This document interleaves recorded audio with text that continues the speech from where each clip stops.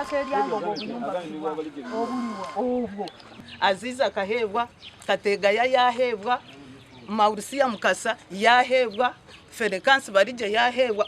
Emirundi mingi tuzire ntukoreka amakuru gatari gamwe na gamwe ubwo abantu batari bamwe na bamwe barukwetombuita habo kubiba hitaka ryabo ero batwiriho kwezo bwire buringwa ekizibe cyo n'ubukirabe kisimbire munonga makando muri Kampala bitu na za district zinde mbera tinungi ahantu ho Minisita Nabakooba barukugererangwa abantu bine kuronde byo gukorera amataka gabo baba nibenda kucendeza umuzego kubiba amataka.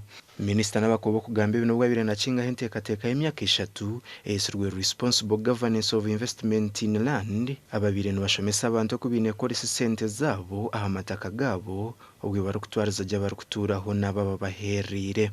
The mobilization starts with LCs, the villages where the activities are going to take place, but also the districts where those activities are going to take place.